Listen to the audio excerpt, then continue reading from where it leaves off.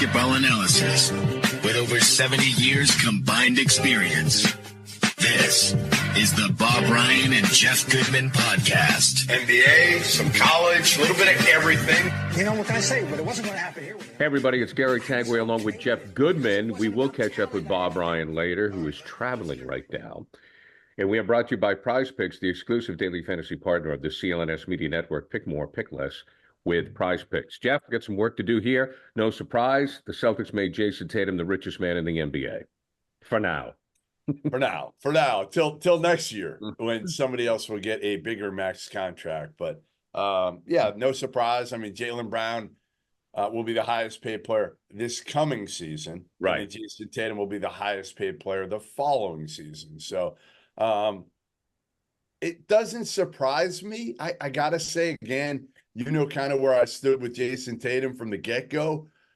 So this doesn't really surprise me all that much. I think, you know, just like people kind of hated on Jaylen Brown for being the highest paid player, and I was one of them, because I don't think at that point Jaylen Brown was deserving. Now, if you gave it to him now, I would say, okay, you know what? He proved it. Yeah. To me, Jayson Tatum has proven his worth prior to getting this, you know, this contract that makes him the highest paid player in the NBA. Like, to me, is he the best player? No, there's probably three guys that you probably take over Jayson Tatum right now, but he's in the equation. It's just, we knew it was coming. And we're going to get to the Celtics ownership. It just shows how smart the Celtics ownership is, and that they are committed to winning.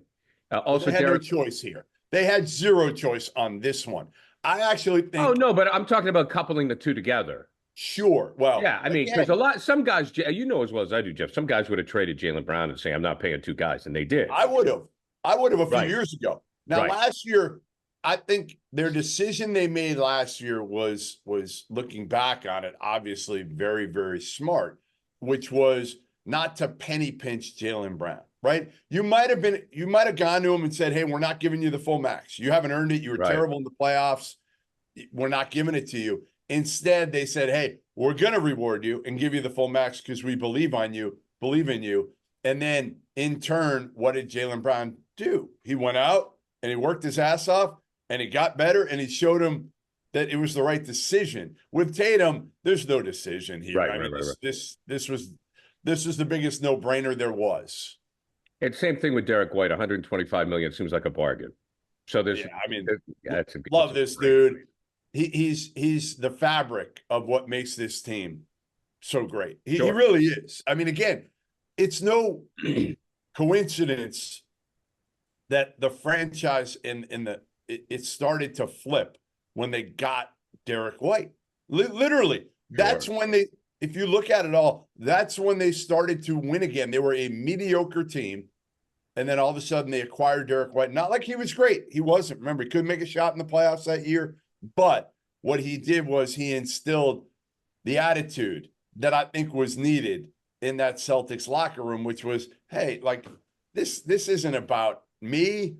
This isn't about any individual. This is about team.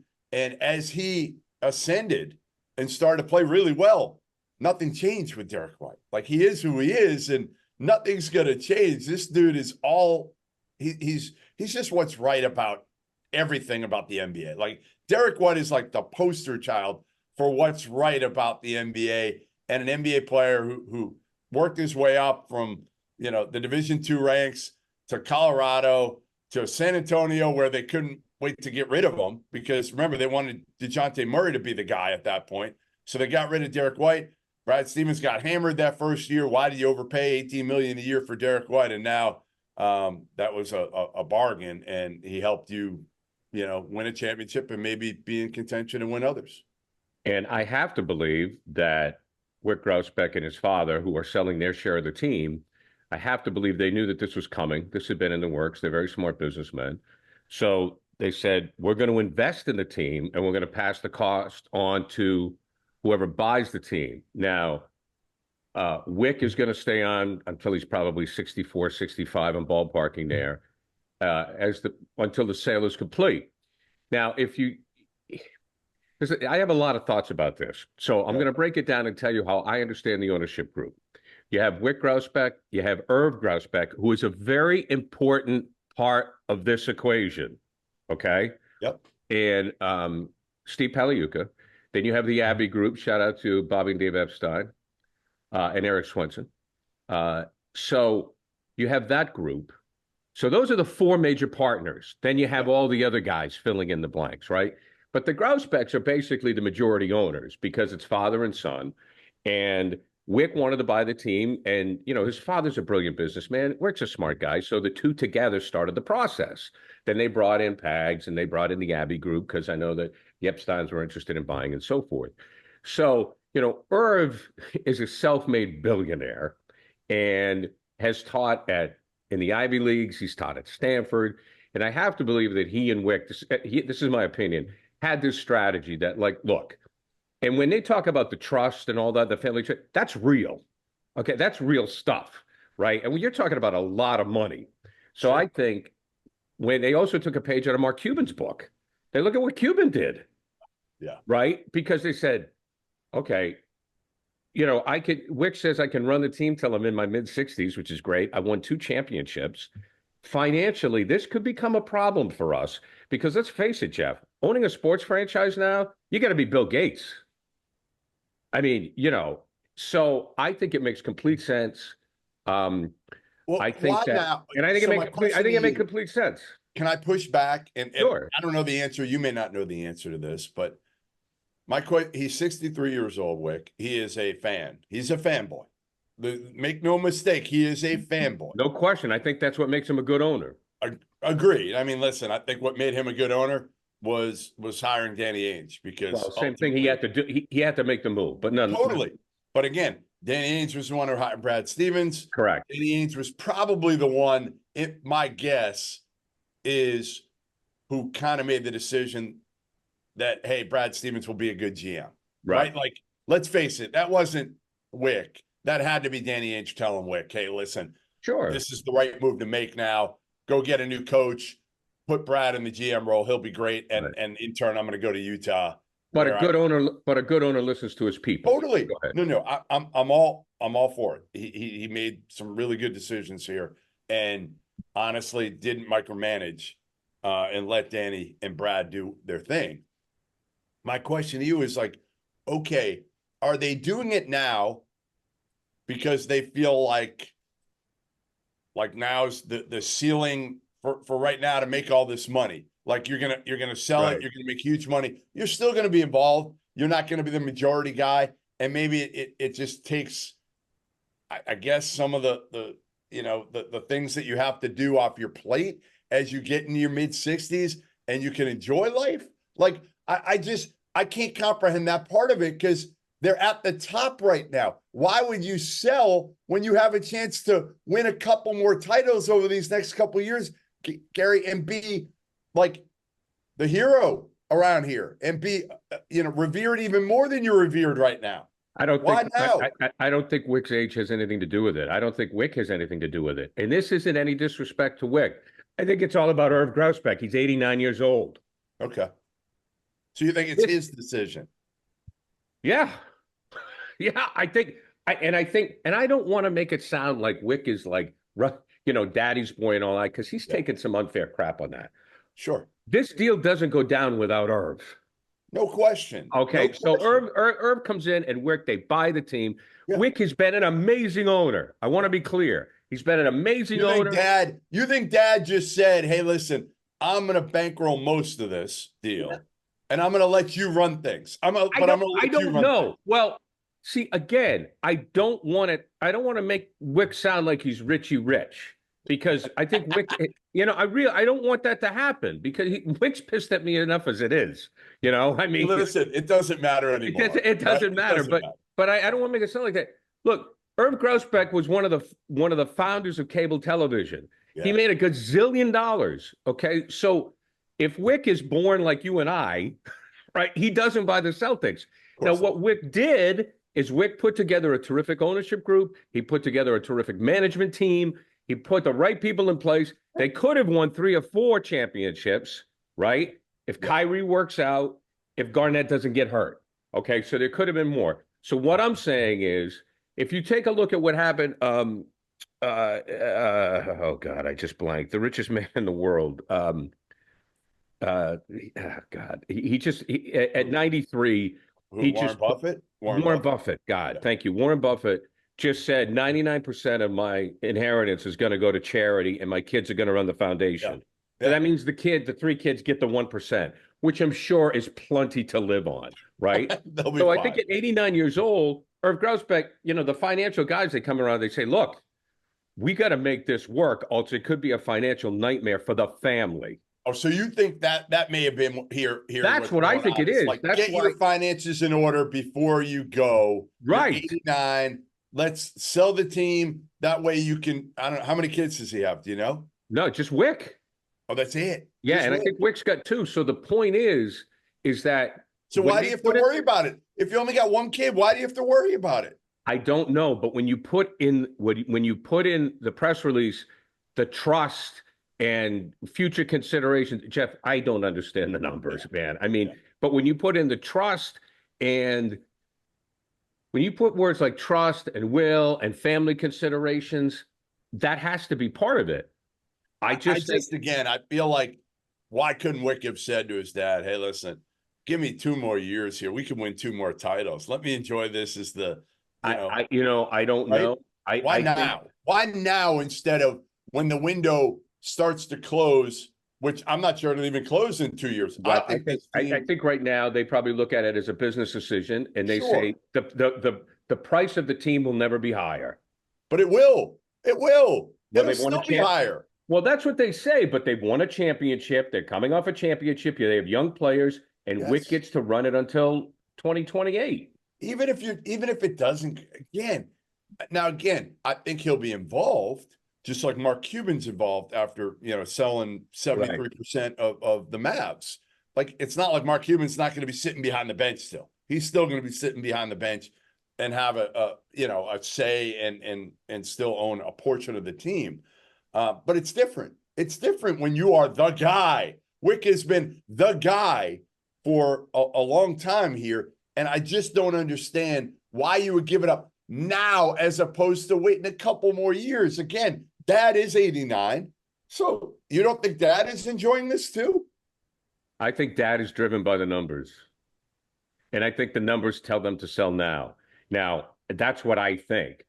And again, that is no disrespect to Wick because what you're saying is correct. I think Wick loves being the owner.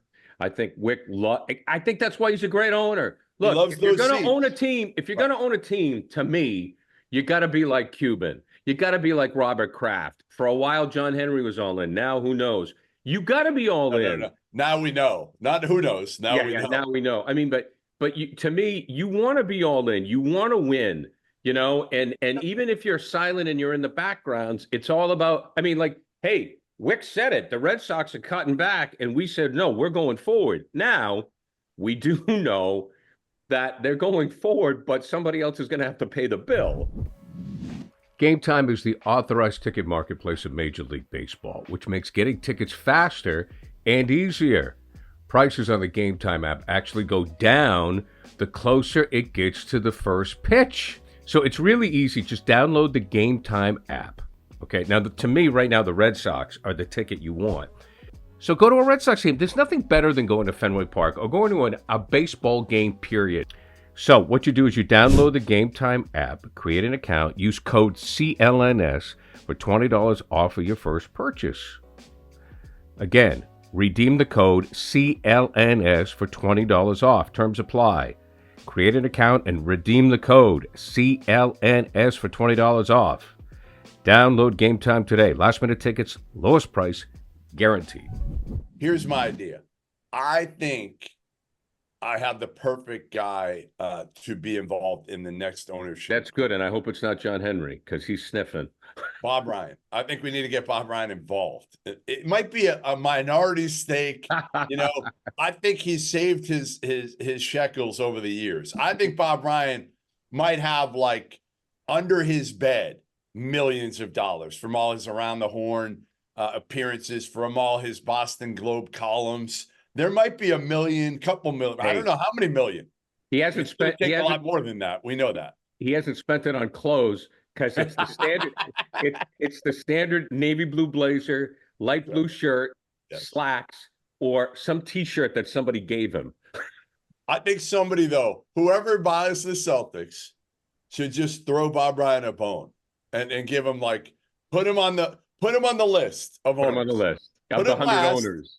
Put him last, but put Bob Ryan on the list of ownership in the ownership group. How cool would that be? Well, the concern right now is whoever buys it, will they have the same emotional investment as the Grousbecks? No, probably not. Probably not, because they did. I mean, and look, Wick deserves, as does Pags and everybody else, but Wick, if you're a fan, you should have nothing but praise for Wick Grousbeck. And look, Wick is an emotional guy. He's been mad at me. He's probably been mad at you. He gets angry with the media. He defends his guys. Yeah. Wick Grousbeck is everything. They got mad at me. They used to get mad at me, both he and Pagliuca, when I would hammer Rondo. I think that was right. Rondo. Yeah, they were not happy with me. They were not happy with that. But that's what you want in an owner. I mean, Wick Grousbeck is everything you want in an owner. So to sum it up, my feeling, this is a business move driven by Irv and the family.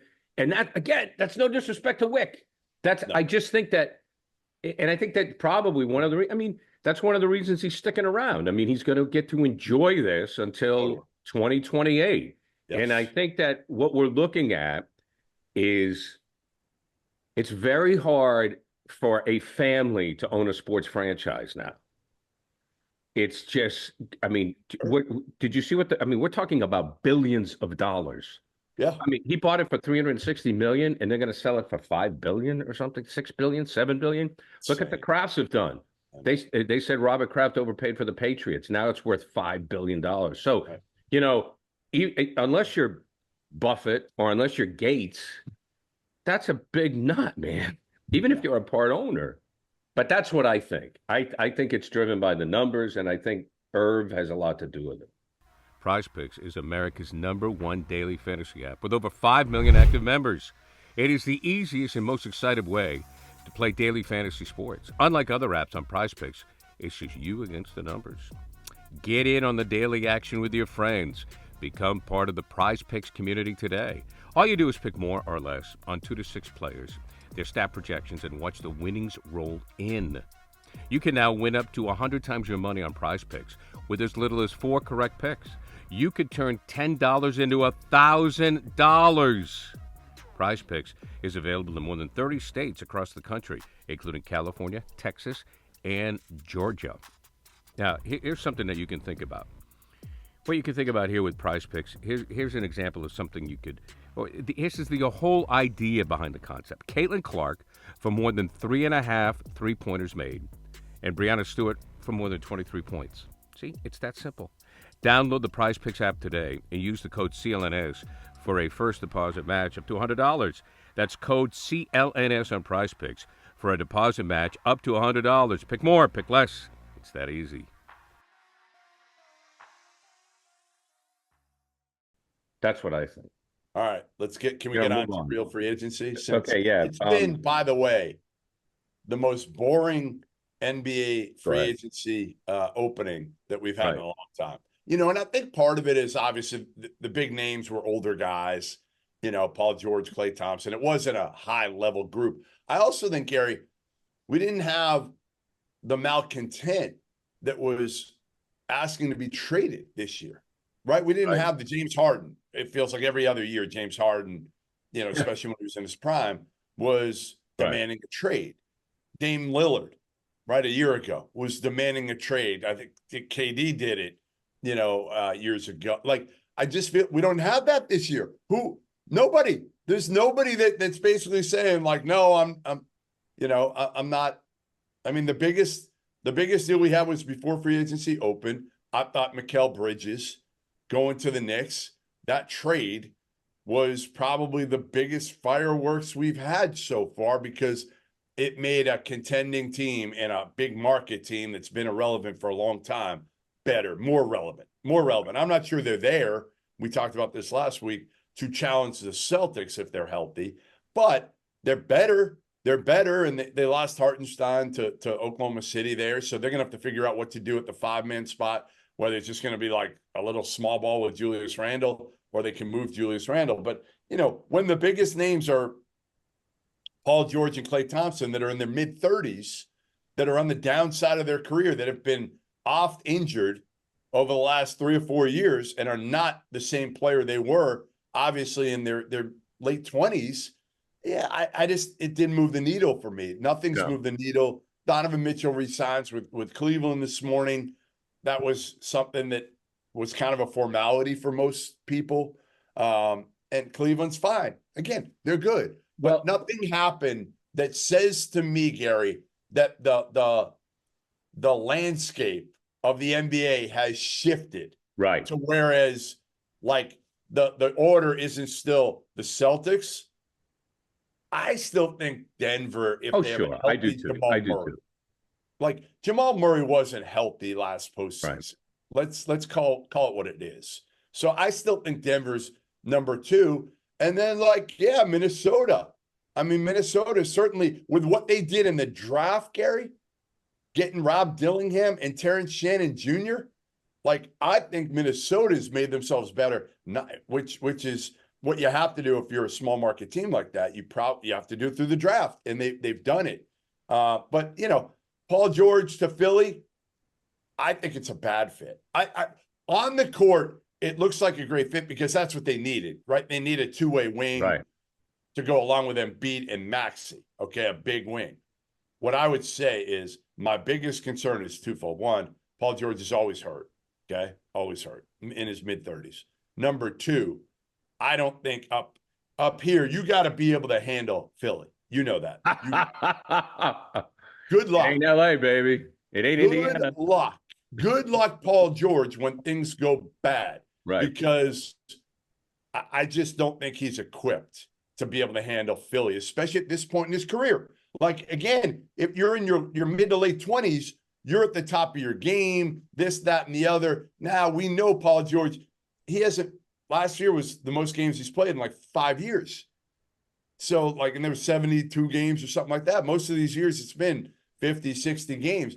Those feds are going to crucify him if he doesn't carry them too deep in the playoffs and is on the court. So, I don't love it, but my take with Daryl Morey has always been it's like he plays Stratomatic basketball. Right. Like he plays Stratomatic. He doesn't think of how everybody actually fits. It's just about the numbers and accumulating talent and never about how they fit together. Yeah. Well, I think it's a desperate last second swing. Sure. Was that Harden? Down to Embiid. That was Harden in Philly, right? That was Harden in Philly. Same thing. If Embiid is healthy, you got a shot.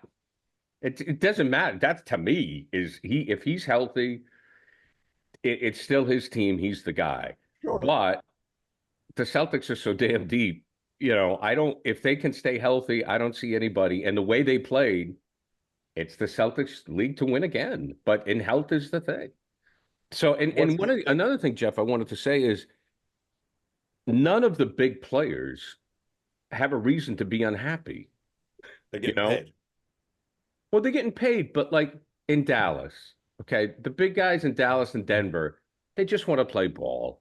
They don't seem to, and they're getting paid. No drama. No drama. With Kyrie, there's no drama with Kyrie right now because he's found a home. Right. So, those guys want to get paid. They're getting paid. The life they have here is wonderful. They're happy. One got to the finals. One won the finals a year ago. So, who's complaining? The Celtics stars. They're not complaining. They got nothing to complain about. No. LeBron always had something going on. KD wasn't happy in Golden State. There's just none of that. Yeah, even the young guy like Shai Gilgeous-Alexander, they won enough at Oklahoma City last year, right? So, Jalen Brunson obviously won enough in New York. So the guys that you could think, if there were a guy that wanted out right now, the guy that you would say would want out would be LeBron, right? Would be LeBron because he's got Bronny. Correct. And he doesn't want to move from LA. So he's the one, right? Anthony Davis and LeBron. Right. They don't want to leave. Well, they're rep by the same agent. Right. So they don't want to break each other up because they feel like their only chance to be pretty good is if they stay together. So I guess the only other guy you look at is like KD. Is he unhappy again? Like there might be a point if where Kevin Durant wants out of Phoenix again. No one cares. I know, but he's the guy. The other one I could see in a couple of years is if even in a year, what does Jimmy Butler do in a year? Right. What does Jimmy Butler? Does he want out in a year and try to win a championship and go with a team? Like, I think he was the better fit back in Philly, to be honest, than Paul George. I agree with you. He could handle it. Yeah, you're right. He's done it. It didn't go great, but he's done it. And yes, he can handle it. Now, I don't know how. I think he and Embiid are good, but you never know with Jimmy. You never know with Jimmy. Yeah, no. But Jimmy is the third option. Jimmy is the third option. On a title you team. have a chance to win a title. I agree. But he's there are a few guys that you could see is like if things go bad. But a lot of these guys, like you said, they're younger, or the older ones, like aren't going anywhere. Like the old stars who are KD. They don't want to go anywhere. Steph's not going anywhere. Steph's retiring in Golden State. No, he's happy. He's not letting him walk. And playing golf. He's won enough. He's won. Did he win 3 or 4? 4? 3? 4? 4. Okay, so he's good. And then Minnesota, I thought, because they underachieved, possibly, would there be some finger pointing? There wasn't. No. There wasn't. Listen, I've come a long way on Anthony Edwards, a long way, because, again, I keep going back to what I saw of him in college in his 1 year, and it was a disaster, a complete disaster. But, again, I blame the coach, Tom Crean, more than I blame Anthony Edwards. Anthony Edwards always had the talent. Mm-hmm. It was just how he was utilized there was completely wrong. And he's just, man, he's better than I thought. He's just a better basketball player than I thought he was. He's a better shooter, a better facilitator. He plays hard all the time. Like he doesn't play like he's entitled at all. Like he just, and my biggest worry with Anthony Edwards was always like going to Minnesota, right? Where they had no culture, right? Like I just thought he needed to go to a place where the culture was strong. In Minnesota, there was no culture, but again, what they've done there, the management in Minnesota with Tim Connolly has been awesome. Yeah, and they're going to win. What is he, 22? Yeah. I mean, they're going to win. They'll win. This is good. The guy that you still want to see, can he get back, is John Morant. Can John Morant get back? So 2 years ago, when we were talking literally about Tatum, Luka, and Ja. Those were the three, and now Ja has become an afterthought. And just as a pure basketball fan, he's great to watch. Yes. You're rooting for the guy. He had a problem. You hope he comes back. I just want to see him play ball. Right. Maybe he needs to get out of – I almost feel like, too, he might need to get out of Memphis. Get out of Memphis, maybe. Get out of Memphis. Get with another star that's a little more mature. Yeah. That can teach him. Like, I just don't know who there is in Memphis. Yeah. He needs I know this doesn't LeBron. Imagine that's who. Hey, that's who the Lakers need. Imagine if the Lakers had John Morant. I was just going to say that. Like, I don't know how it would work cap wise and all that Probably stuff. Not. But like John Morant with LeBron over his shoulder, perfect. Right. Perfect. Right. Jeffrey, we're good, my friend. Thank you very much. Enjoy the holiday, the 4th of July holiday, brought to you by Prize Picks, the exclusive daily fantasy partner of CLNS Media Network. Pick more, pick less with Prize Picks. Again, Bob Ryan fans.